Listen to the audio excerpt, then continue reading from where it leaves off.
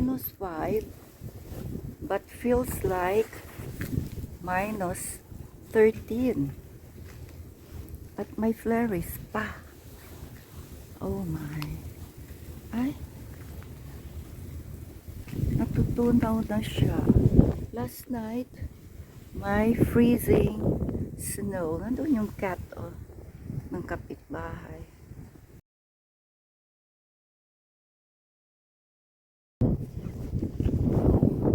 Malakas ang hangin. At may konting flurries. Nakabalot ako, pero nakatsinelas naman. Ayan.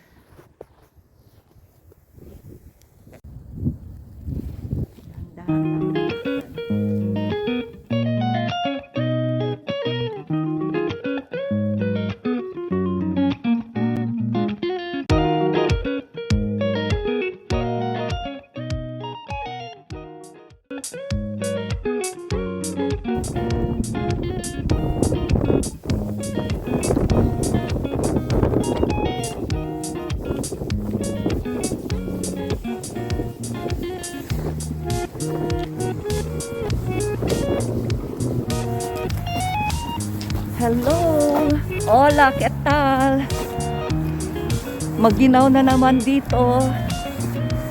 Nasa 2 digits na naman ang temperature. It's -13 this morning at past 9 a.m. So, ayan. Nakabalot na naman kami ng todo-todo. Akala ko nung isang araw okay na yung temperature. Ano na siya, nasa single digit. Pero eto ngayon bumalik sa double digits. So hindi kaya ng powers. Kailangan ng kabalot ng todo-todo.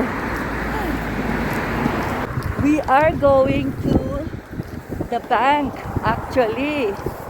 Pupunta kami sa bank para bumili ng traveler's check kasi requirement din for the visa application. Tinanong ko yung aking brother-in-law about it. Sabi niya, hindi naman uso ang traveler's check na noong pa, noong mga 19 something siguro, but nowadays hindi na uso ang traveler's check. So ewan kung bakit one of the requirements is the traveler's check. Diba, Daddy? Yeah. Ay, no pwede risuya. Ha? Senyor. Actually, since we started traveling ng asawa ko, never kami bumili ng traveler's check. Kasi, syempre, may credit card ka naman. Nagdadala din kami ng cash para to buy the local currency. So never kami bumili ng traveler's check. So ewan kung bakit kailangan pa namin mag-traveler's check as one of the requirements. Well, anyway, sige na lang, bibili kami para to make sure na hindi na kami mapapalpak this time around. Baka ma-reject na naman yung aming mga documents. So malapit lang itong bank dito, walking distance lang. Andito na kami actually. So open sila, buti na lang open sila Saturday. Super ginaw. Yung mga puno may frost. Walang nangyari sa aming attempt to buy the traveler's check. Kasi sila mismo wala daw silang ganun. So paano yan? Baka magka-problema na naman tayo, Daddy ko sa man. Andeteng itapos ka na otro bag, si Kenta Bende traveler's check. Diyos, talagang problema talaga itong hindi problema ng ganito in the past pag ano kami, apply ng visa. Ito ngayon, ang daming mga change kurenche. Oh my. Mag-inaw, pero mainit naman si Mr. Sun. So hindi ko maintindihan kung gusto ko nga kanina magpayong kasi mainit. Pero ang ganda tignan nito mga puno, oh, kasi kahapon frosted talaga yung mga puno. Hindi masyado kita dito. Pero ayan. May frost yung mga puno kasi dahil sa yung freezing snow the other day. So, ang ganda na yung tignan.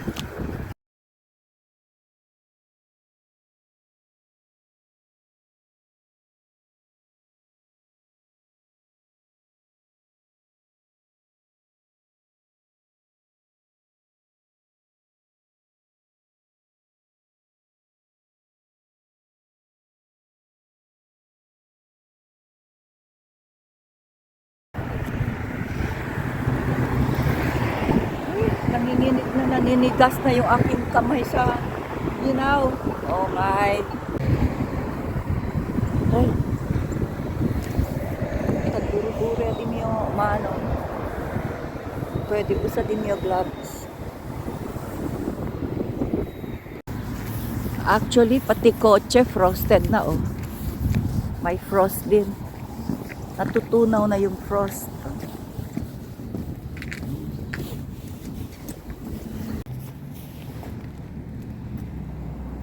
It's frosty.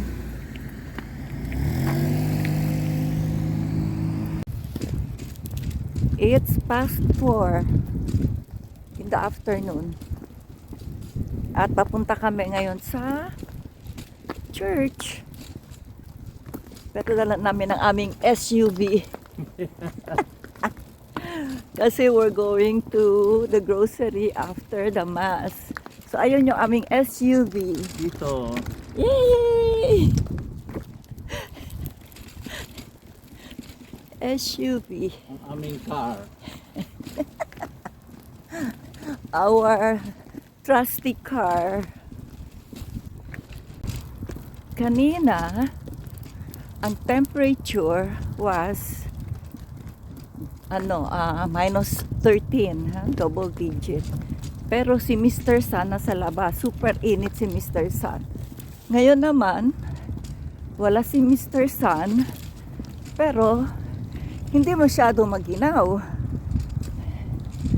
Diba? It's only minus... Mahangin lang. Mahangin, pero it's only minus 3.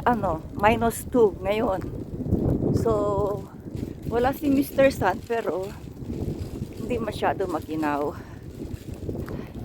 Nakakaloka talaga ang weather dito. Ay, nako.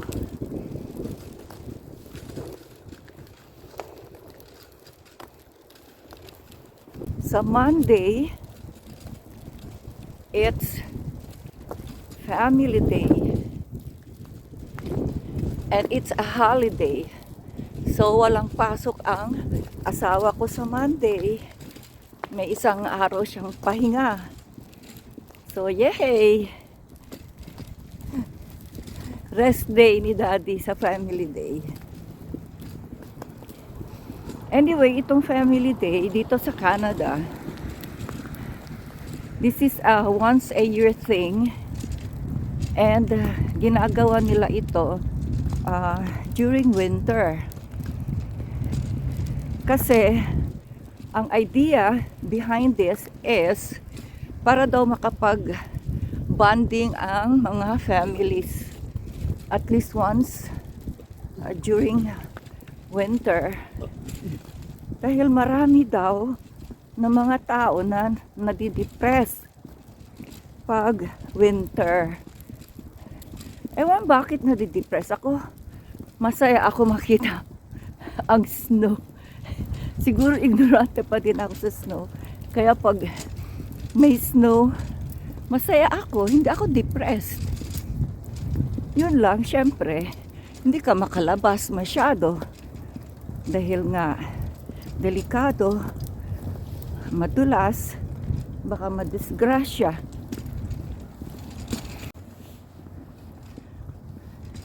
So, the reason for this family day, yun na nga, dahil maraming mga tao ang nadidepress. Why? Because pag ano daw, winter, puro puti lang ang makikita mo, which is quite depressing daw for some people. Tapos ano din, most of the time gloomy, madilim yung sky, kagaya ngayon, ayan, gloomy siya. So mas marami sa mga tao nasa loob na lang ng bahay, except for those who are working na kailangan lumabas. All the rest nasa loob ng bahay para iwas nga aksidente, disgrasya, lalo na yung mga kaedad natin. Tapos ang isa pang reason why they have this family day is because ano daw, ano ba yung isang reason pa? Nakalimutan ko na. Huh? Ano yung isang dahilan? Nakalimutan ko na. Okay. Naalala ko na senior moment ako dun. Yung isang dahilan pa, syempre kung bakit mga tao naging depressed siguro dito. Kasi yung gabi mas mahaba. Yung 7 a.m. madilim pa. Tapos ang 5 p.m. naman madilim na. Maikli lang yung araw. Mas mahaba ang gabi. Kaya, yun, nakaka-cause daw ng depression. Kaya, they gave this one day a year during the winter na magsama-sama nga yung mga families to bond. So, kami naman, na mga sisters ko, we'll get together, magpapatrak kami. So kung ano lang dalhin para to share and to celebrate this family day. So hindi namin gagawin Monday, but the day before para hindi pagod sa Monday. The next day pagpasok sa work, rested and energized. Right, Dad? Alegre to. May trabaho na Monday. Yeah. It's a long weekend. It's a long weekend. Yes! Yay! Woohoo! Happy Family Day! Akala ko, kaya ko na walang gloves. Hindi ko dinala ang gloves ko. Pero oh my. Super ginaw pa din itong -2 na ito. Grabe. Kaiihi lang namin sa bahay. Naiihi na naman kami. Naiihi na naman ako, Daddy.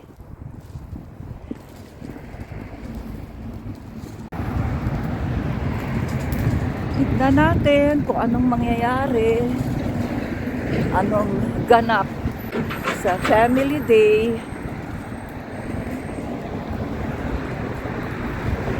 Family Day in Canada. Saan tayo mag-cross? Dito na. Buti na lang at hindi mainit. At least. So, dahil malinis ang daan, lalakarin namin ang simbahan.